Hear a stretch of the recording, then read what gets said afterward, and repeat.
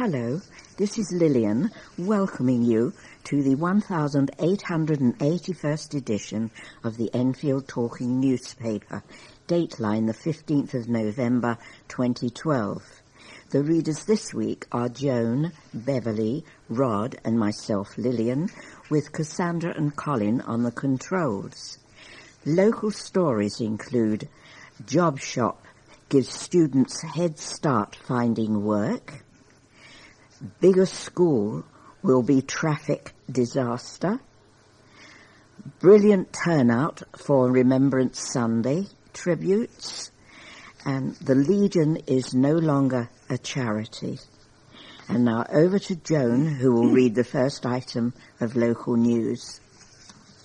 Hundreds of veterans, residents, scouts, cadets turned out to honour Enfield's war dead on Sunday.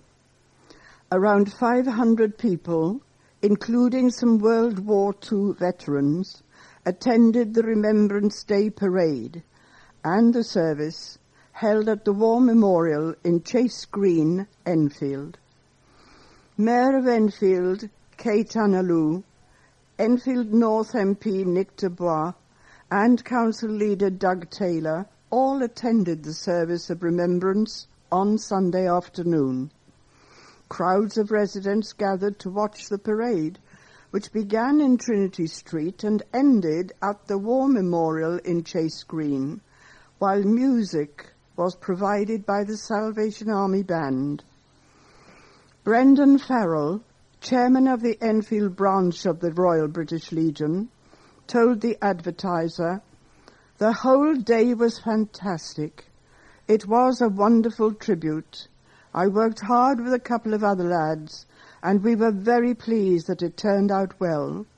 The turnout was brilliant, and we were pleased with how many young scouts, guides, and cadets there were. It was a beautiful tribute." The Reverend Michael Edge, the vicar of St Andrew's Church in Enfield Town, led the service at Chase Green. And at a church service on Sunday evening, the names of all of the borough's servicemen and women killed in wars since 1914 were read out. Students have been given a foot on the ladder in their search for work with the opening of a job shop at their college this week.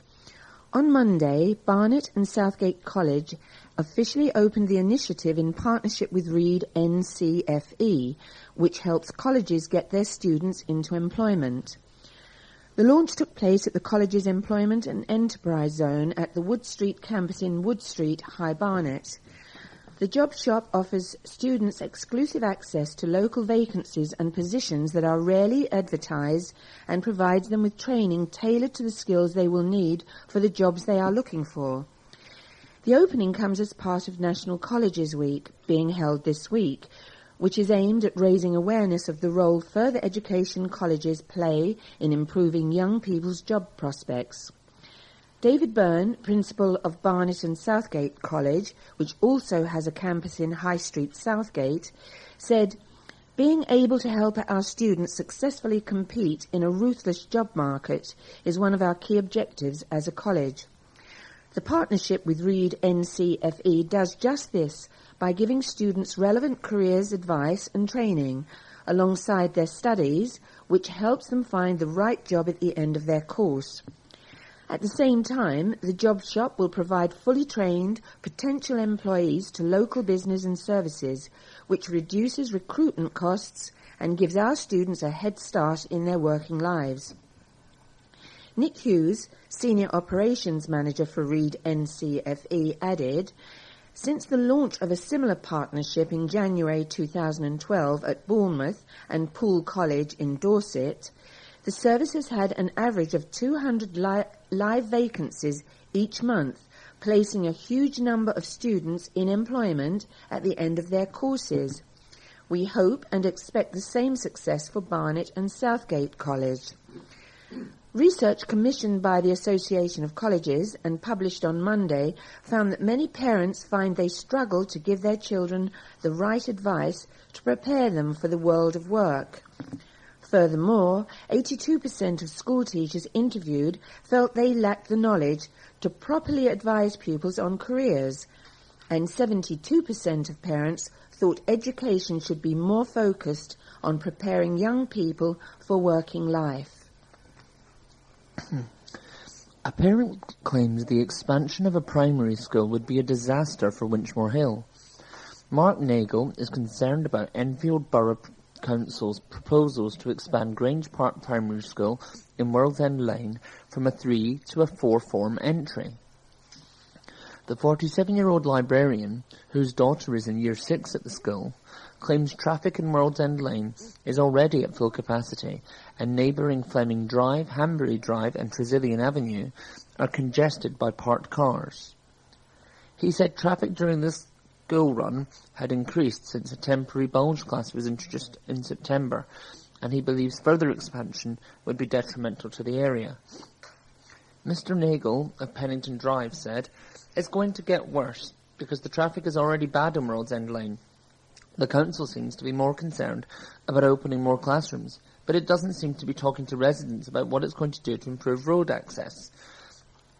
Mr. Nagel claims the situation is at breaking point due to the high density of schools in the area, including Mary Hills Primary School in Glenbrook South, Eversley Primary School in Chaseville Park Road, and Highland School in World's End Lane. If the school is expanded, he believes the council should make World's End Lane a no parking zone from 6 a.m. to 6 p.m. and paint single or yellow lines along Tresillian Avenue to address the problem. Although plans remain unconfirmed, the council is looking into the practicality of expanding 11 schools, including Grange Park.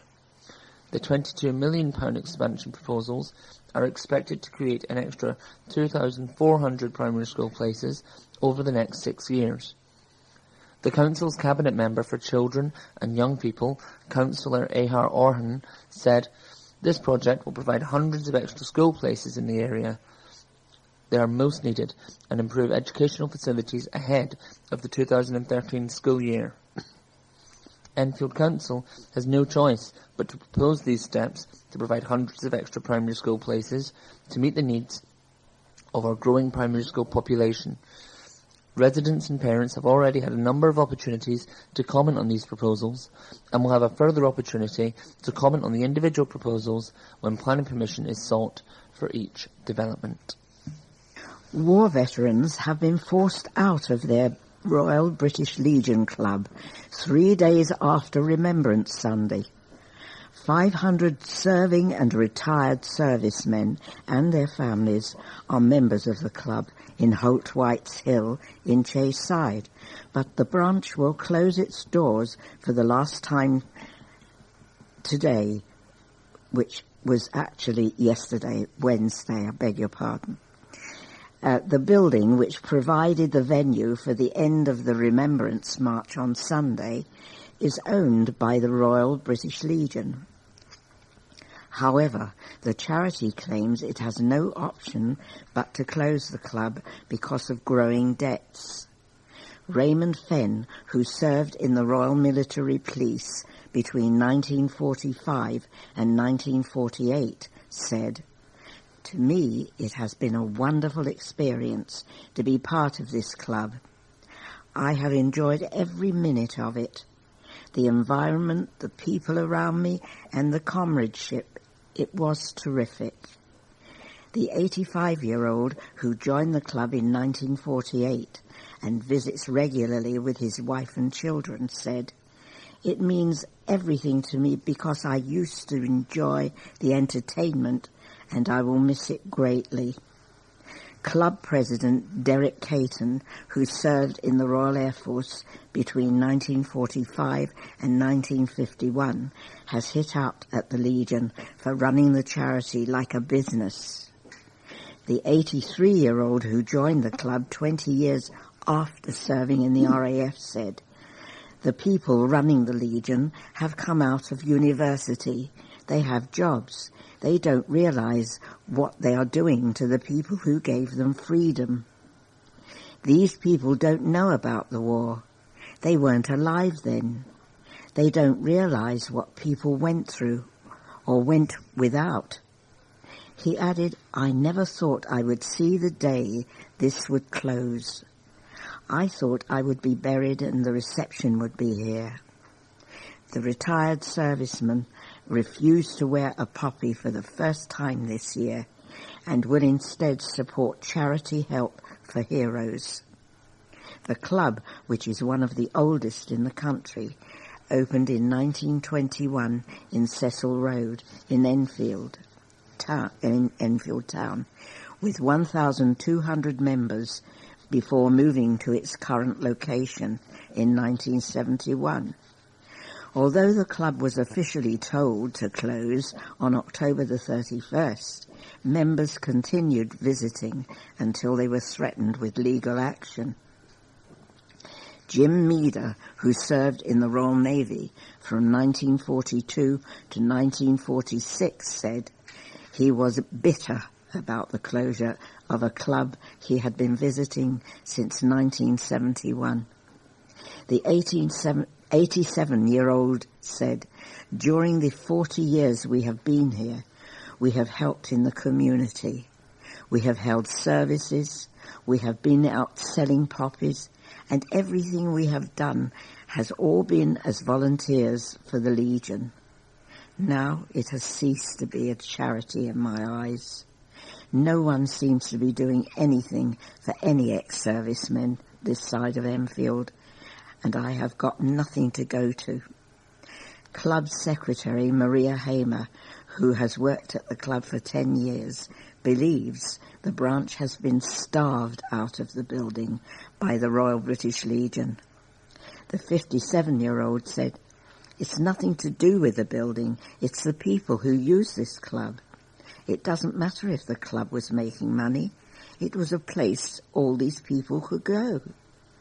Now the ex-servicemen who are elderly will be sitting indoors.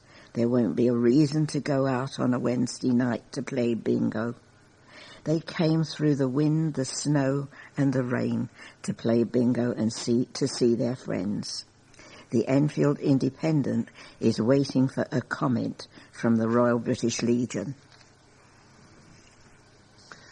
Some politicians shy away from talking about Europe. Not Nick Dubois. Watching the MP for Enfield North as he dissects the things he sees wrong with the European Union, this was during a chat in Enfield Town, you can almost see the political sniper in him lining up to take fire. Mr. Dubois seems to know his stuff, producing figures left, right and centre about waste, trading regulations, the cost of EU bureaucracy, and he is definitely not afraid to give Brussels a few jabs for good measure while he's at it. When I met with a self-confessed Eurosceptic, he is in a buoyant mood, having helped to send a clear message to the coalition government, along with 52 other rebels, that the European Union needs to tighten its fiscal belt. Mr. Dubois was one of the Tory MPs who voted for an amendment to have a real terms cut to the EU budget. Rather than call for a freeze on the 2014 to 2020 EU budget, the Conservative backbenchers, Labour MPs, supported a motion demanding that Prime Minister David Cameron pushes for a 2.5% reduction. We don't believe the EU should have a cash increase. It's as simple as that, said Mr. Dubois.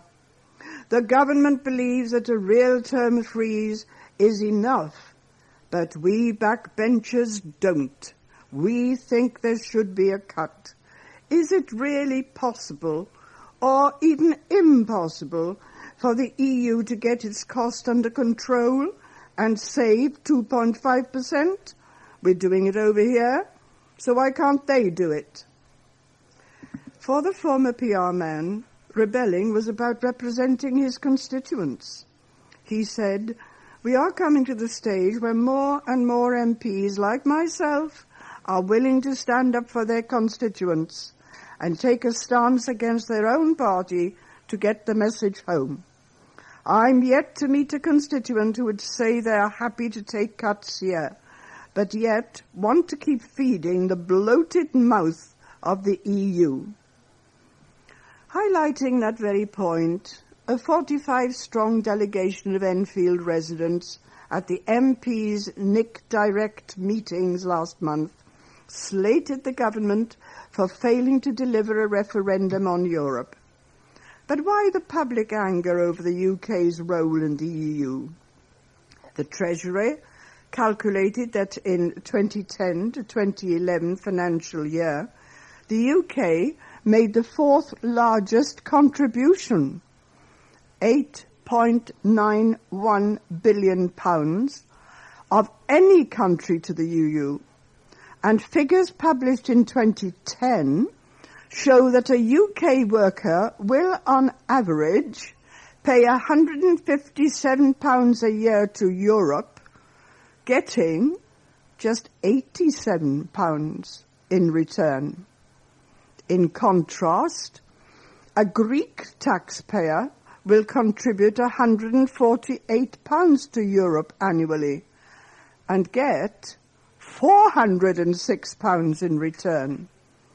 Eurosceptics say the EU is simply not worth the investment.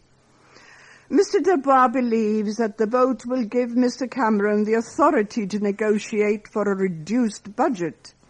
And he added, the Prime Minister will have to insist, at a minimum, that the budget is frozen. And if he doesn't get that, then I'm convinced he'll veto the whole budget process, guaranteeing no increase.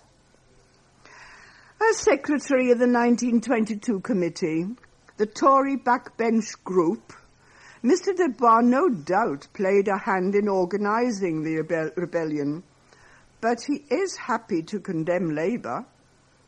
The vote was not a coalition issue, he stated firmly. The deep irony is you had a very opportunist Labour Party which basically just supported the amendment so they could play politics. They lack credibility on the issue, but I welcome their support to the cause. No matter how late their conversion, things are going to be interesting because Labour are stuck with this position. Say David Cameron comes back from negotiations, having vetoed the budget process, are they really going to vote against that? However, the question might also be, if Mr. Cameron chooses not to veto at the upcoming budget negotiations, what will be the next course of action for Mr. Dubois? If the Conservative Party knows one thing, it's that a Eurosceptic never lies down quietly. Residents living in Montague Road, Edmonton, are breathing a sigh of relief after council chiefs gave the green light to a £15 million Salmons Brook flood defence scheme. Campaigners said it was absolutely fantastic that councillors approved plans for a raft of measures to be put in place to reduce the risk of flooding along Salmons Brook. Councillors granted planning permission to the Environment Agency's proposals at a special meeting of the Planning Committee at the Nightingale Academy in Turin Grove, Edmonton, on Monday night. The agency's proposals had been strongly opposed by some people living in Winchmore Hill and Grange Park because of the disruption which will be caused by building works and the increased risk of flooding in their part of the borough. The plans were devised following severe flooding of homes in the Montague Road area 12 years ago and include building earth mounds along Salmons Walk, Edmonton, and making increased use of Enfield Golf Course as a floodplain. Marion Etheridge, a Montague Road flood prevention campaigner, told the packed hall about her experiences on the night of October 30th, 2000, when the area suffered some of the worst flooding the borough has ever seen. That night I lay in bed afraid, listening for the sound of rain, she said. A friend, 7-year-old, cried when she saw the water in her home was almost as tall as she was. My friend's business was badly affected. My son could not go to school. We saw grown men weeping as they swept up their ruined belongings. They had not been able to afford insurance. But David Hayward from Enfield Golf Club told the meeting that the plans could spell disaster for the club and warned that it could go into terminal decline. The club will not exist in 10 years' time if this goes ahead, he said. Ms. Etheridge added, "Is it not better that the cups on the golf course overflow with flood water rather than the cups in our houses?" Speaking afterwards, she said, "The decision is such a relief. The risk of flood has always been in the back of our minds, so this is absolutely fantastic." Enfield's mysterious cash mob has struck once again, this time hitting an independent bakery. 10 people, each armed with a £10 note, stormed into Holtwhite's bakery in Chaseside on Tuesday, November the 6th, to provide a shock cash boost to the shop. Members of the cash mob, which is organised through members of the Facebook page Foodies Enfield, are desperate to drum up support and money for independent retailers in these tough financial times. Kate Smith, who set up the bakery in Delhi with her husband Richard Copsey 15 months ago, had no idea the cash mob was about to strike. She said, "It was a bit of a surprise. It was lovely, and we have all just about recovered. We were all heads down. Then all these people suddenly appeared. It was a bit of a shock at first. We hadn't suspected it at all. I had been following the cash mob, but it never occurred to me that it would choose Holtwhite's bakery. Last month, the mob targeted Ma Batley's sweet shop in Church Street, Enfield Town, and the village Whole Foods store in Forty Hill. Karen Mercer, who is a member of the cash mob, spent her cash on groceries, including apple juice, tapenade, biscuits and salami. She said, "It was brilliant. A key moment was people picking up beautiful cakes and bread, and Kate was standing at the till, which was going ka-ching." She had a massive smile on her face. 2 men were taken to hospital in the early hours of Monday morning after their car crashed into a lorry in Edmonton. Police were called to the scene in Bull Lane, Edmonton, near North Middlesex Hospital at 2 a.m, following reports of a serious collision between a car and a lorry. The 41-year-old man who was driving the car was taken to North Middlesex Hospital with an arm injury. He was then arrested for refusing to take a breath test. Another man was taken to the Royal London Hospital in East London with leg injuries. The driver of the lorry was not injured. Traffic ground to a standstill in Edmonton after the 4 Street Tunnel was closed to westbound traffic between 2:45 a.m. and 11 a.m. Enfield councillors have called on London Mayor Boris Johnson to continue his support for the North London Rape Crisis Centre. In a bid to draw attention to the need for more action against domestic violence and sexual abuse, Christine Hamilton tabled a motion at last week's full council meeting urging the mayor not to cut funding for the centre, which is based in Islington and serves 7 London boroughs, including Enfield. The motion, which was passed after Labour councillors voted in favour and Conservatives abstained, came following a letter from Mr Johnson in March asking the 7 councils to increase their annual contribution to the centre from £15,357 to £20,000. Enfield, Barnet, Camden, Haringey, Islington, Kensington, Chelsea and Westminster councils all contribute the same figure to the running of the centre, while the Mayor's office provides an additional £155,000. But Mrs. Hamilton, Enfield Council's Cabinet Member for Community Wellbeing and Public Health, fears that the request for a bigger local authority contribution could be a precursor to the service being scaled back. The biggest problem is that victims often do not report the abuse, she said. We are very concerned about the timing of the letter from the Mayor's office, as in the current climate, service provision should actually be increased. In the wake of the Jimmy Savile scandal, many victims of domestic violence and sexual abuse feel that they are being listened to, which means a lot more people are going to come forward.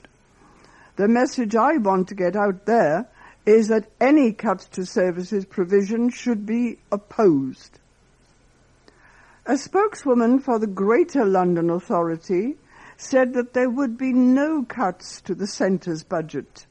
She said that last year the GLA provided £262,000 instead of the planned £155,000 towards the centre, and the request to councils to increase their contribution was to maintain the elevated levels of funding this year. A spokeswoman for Enfield Council said, "There are ongoing discussions in support of the North London Rape Crisis Centre. However, these discussions have not been concluded. There will be further discussions in December."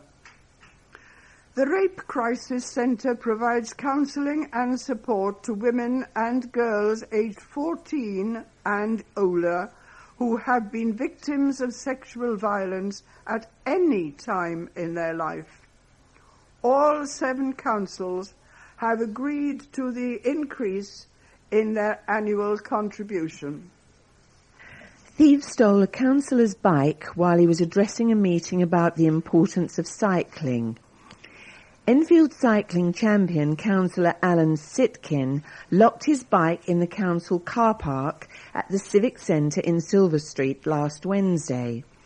The Labour politician is backing bike lanes in the borough and spoke at a meeting of Enfield Borough Councils about the need to encourage people to take up cycling as a sustainable and healthy mode of transport.